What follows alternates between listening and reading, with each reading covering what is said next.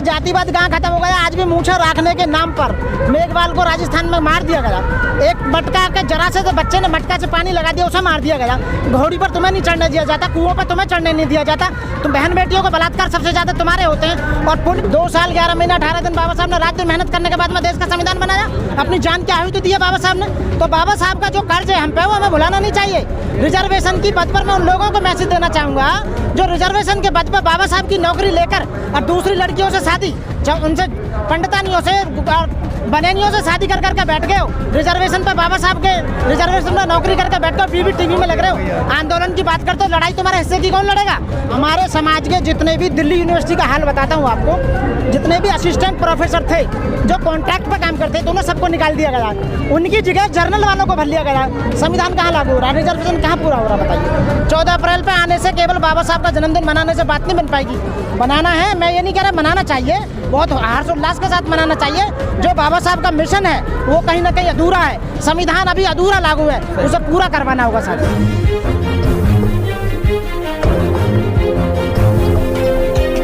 संसद मार्ग पर इस वक्त हम मौजूद हैं और जिस तरह से आज पूरे देश ही नहीं दुनिया भर में बाबा साहब की 132वीं जयंती मनाई जा रही है। मेरे साथ में एडवोकेट मनोज कुमार जी हैं। सर, किस तरह से देख रहे हैं? काफ़ी जबरदस्त माहौल है। सबसे पहले मेरा सभी को क्रांतिकारी जय भीम नमो बुद्धाय। साथियों, जो बाबा साहब की 132वीं जयंती सभी को बहुत बहुत मुबारक हो। और ये बड़ी खुशी और उल्लास का समय है, हमारे पर्व है एक तरह से, जो बाबा साहब का जन्मदिन मनाया जा रहा है। और बाबा साहब के जन्मदिन वाले दिन आप देख रहे हो एकता, यूनाइटेड ऑफ द दलित, आप देख रहे हो कितने सारे लोग यहाँ आए हुए हैं और बाबा साहब के चरणों में यहाँ मतलब श्रद्धा सुमन अर्पण करने आए हुए हैं।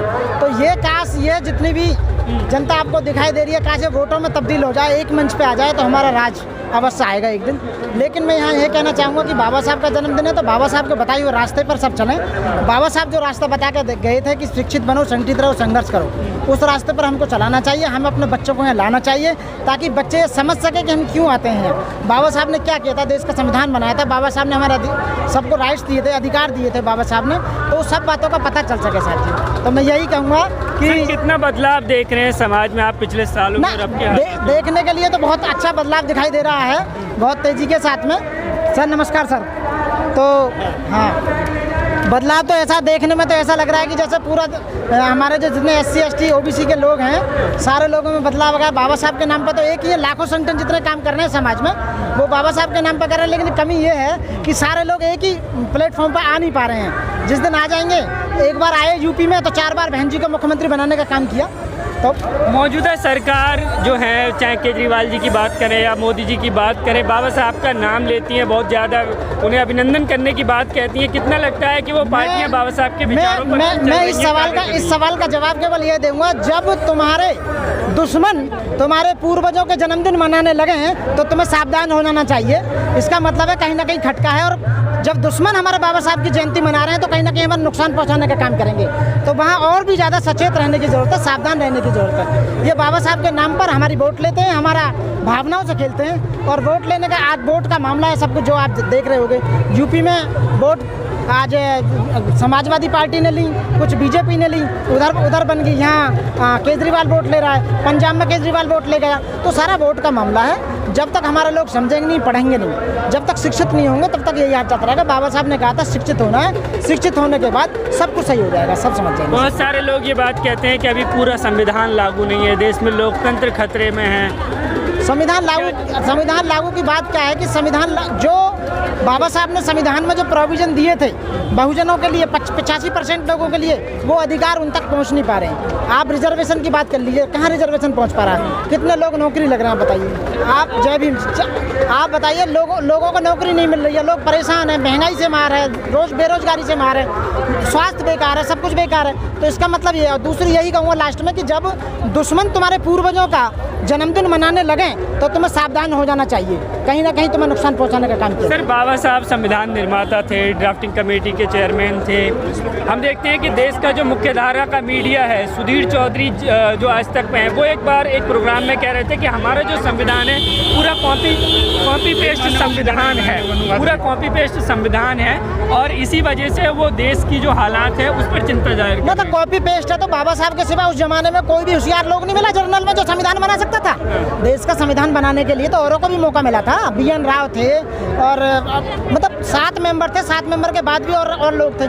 जिन लोगों के द्वारा संविधान नहीं बना, जब इस बाबा साहब को जिम्मेदारी दी गई, 2 साल 11 महीना 18 दिन बाबा साहब ने रात दिन मेहनत करने के बाद में देश का संविधान बनाया। अपनी जान की आहुति दी है बाबा साहब ने।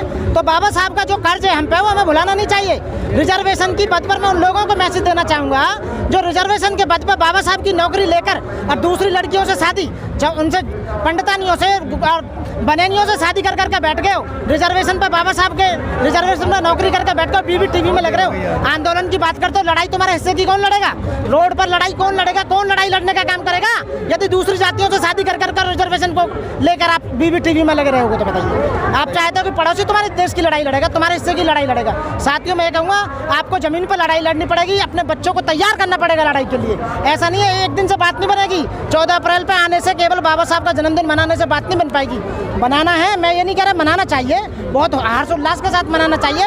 जो बाबा साहब का मिशन है वो कहीं ना कहीं अधूरा है, संविधान अभी अधूरा लागू है, उसे पूरा करवाना होगा साथियों। जय भीम, जय बहुजन समाज के अभी भी बहुत सारे जो सक्षम लोग हैं, सरकारी कर्मचारी लोग हैं, वो पहली चीज़ तो कि कुछ लोग आइडेंटिटी छुपाते हैं अपनी, दूसरा कि अभी भी जो ब्राह्मणवादी सिस्टम है उसमें बड़ा जोर शोर से आइडेंटिटी छुपाने की बात वहाँ आती है जब दूसरे समाज से आप बिक जाते हैं, दूसरे समाज के गुलाम बन जाते हैं। तुम्हारे घर में दूसरे समाज की लड़की बीवी बन के आ जाएगी तो क्या आइडेंटिटी नहीं छुपाएगी? तुम्हारी जो नस्ल है वो तो गुप्ता, वर्मा, शर्मा ही पैदा होंगे।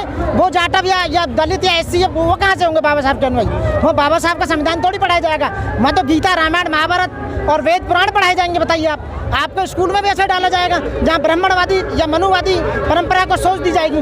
आप बताइए। मैं ये कहना चाहूँगा कि आपको अपने ही समाज में नौकरी करनी है, अपने समाज की लड़कियों से शादी करनी है, ताकि एक कम से कम लड़की का जीवन तो सुधरे। सर, आप एडवोकेट हैं, हम दिल्ली में खड़े हुए हैं, बहुत सारे लोग ये बात कहते हैं कि जातिवाद, जवाब नहीं आपका, कहते हैं कि जातिवाद सिर्फ गाँवों में है और अनपढ़ लोग करते हैं जातिवाद, पढ़े लिखे लोग जातिवाद नहीं करते। ये लोग जो है, जो समझ लोग हैं, ये इस तरह की बातें करते हैं। आपको क्या लगता है? मैं कह रहा हूँ वोट के नाम पे RSS ये वो चला रही है एजेंडा कि जातिवाद खत्म हो गया है। अरे जातिवाद कहाँ खत्म हो गया? आज भी मूछें रखने के नाम पर मेघवाल को राजस्थान में मार दिया गया।